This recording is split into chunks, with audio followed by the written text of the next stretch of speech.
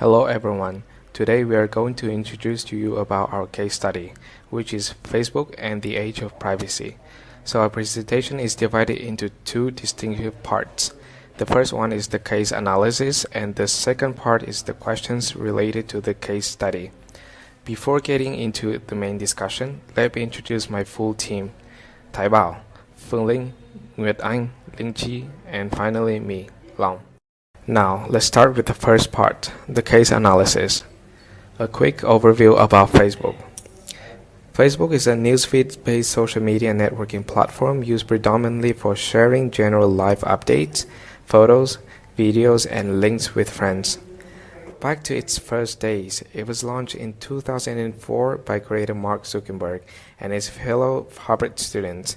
Initially, it was designed as a way for Harvard kids to connect with one another. However, it soon expanded to other universities and beyond. And by 2006, as long as you claim to be 13 years old, you could sign up to become the proud owner of a Facebook account. Nowadays, Facebook has about 2 billion users with the mission statement, give people the power to build community and bring the world closer together. The case raises a main concern about privacy of social network users on Facebook. According to the article, Facebook's privacy policies have shaped privacy standards on the internet for years. However, Facebook's business model is based on selling access to a database of personal information, which results in a lot of lawsuits and public outcry. The case indicates directly that the less privacy Facebook's users want or have, the more Facebook profits. Our group has listed Facebook privacy changes events as follow. In 2007, Beacon program was designed to broadcast users' activities, and after 2 years of operation, it was terminated in 2009.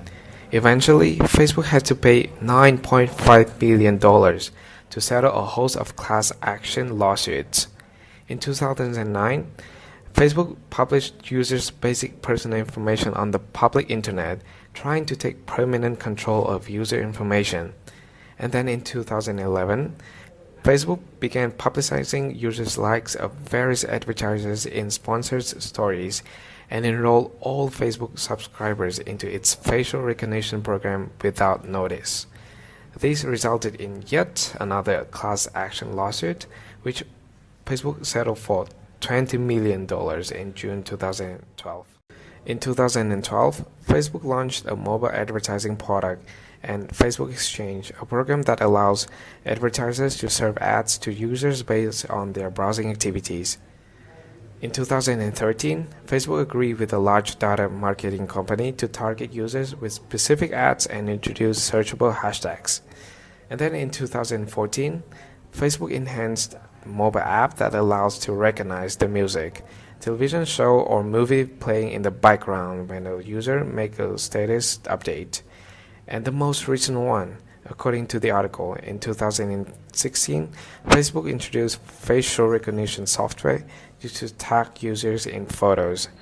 So as we can see, although Facebook changes its policies almost yearly in response to criticism, the users don't find those actions helpful at all. Instead, they soon realize that there is no privacy on Facebook. Next, in order to fully understand the reasons behind Facebook's actions of changing privacy policies, our team decided to analyze the Facebook business model. Okay, at its core, Facebook is a social media website that everyone can join by creating an account. By everyone, I mean any internet users globally are Facebook customer segments. Facebook provides a system in which people can connect, share, discover new topics, and communicate with their friends through Facebook website and mobile apps. Along with their internet users, advertisers and marketers are also potential clients. Advertisers and marketers get the opportunity to both reach their customers through ads and to stay relevant by following the trends going on in the website. They can also create a Facebook page of their own and engage with potential customers. These advertisements make up the majority of the company's total revenue, for about over 90%. Facebook is an ever-growing project, and with every step, we'll need new developers with all kinds of expertise. They develop new tools and payments infrastructure.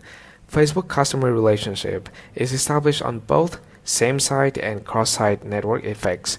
As a company, the main focus will be on the platform development and managing the data center operation because the company's key resources are data centers and brands and IPs.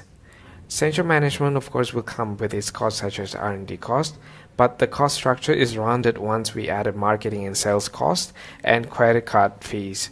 Lastly, we are bound to acknowledge that every content creators and advertising agencies as the key partners because they are the ones who provide websites with valuable content and generate some money. And that closes analysis of the Facebook business model. So in conclusion, Facebook has an ad-based revenue model and it makes money by selling access to the data of Facebook users to third parties. Move on is the story of the most recent Facebook data privacy crisis. So what happened?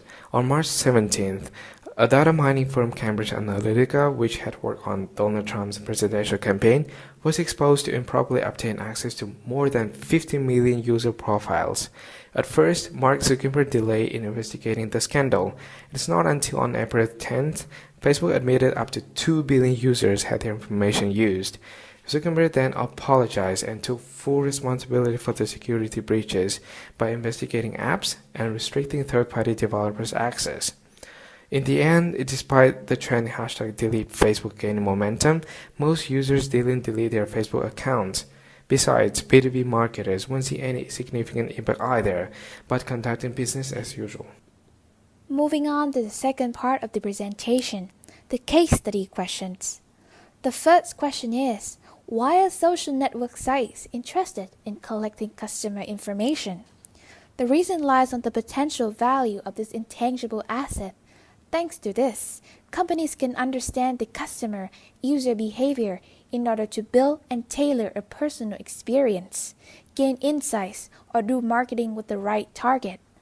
Therefore, companies are willing to pay lots of money to approach this information. Almost every social media does not require its users to pay a fee.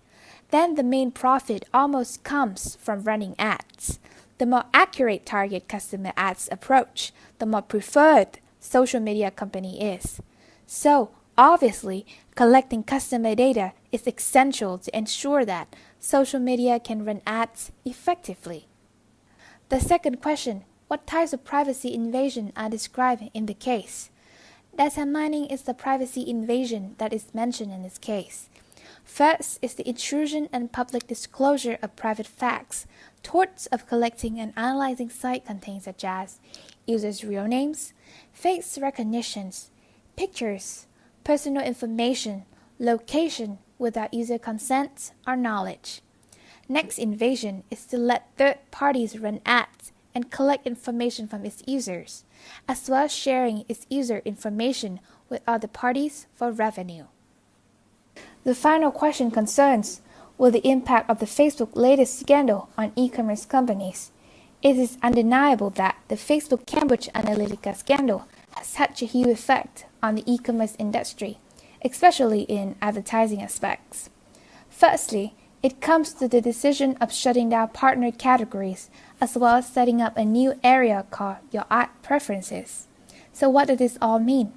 Facebook would eliminate several targeting criteria and allow users to identify and control the data shared with advertisers. As a result, e-commerce companies now are more resistant to reach to the customers than they used to. Secondly, thanks to this scandal, consumer data protection is likely a defining theme for 2018 and beyond. Consumers today have quite bad impression on the data collecting by e-commerce companies and are very watchful to share their information. It requires the e-commerce industry to be ready to address these new attitudes of consumers. However, this doesn't have to be all bad.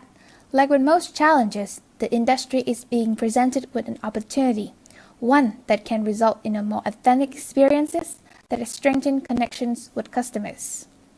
So, that's the end of our group presentation. If you have any questions for further discussion, please leave a comment below the video. Hope you guys enjoyed the video and thank you so much for watching. Bye!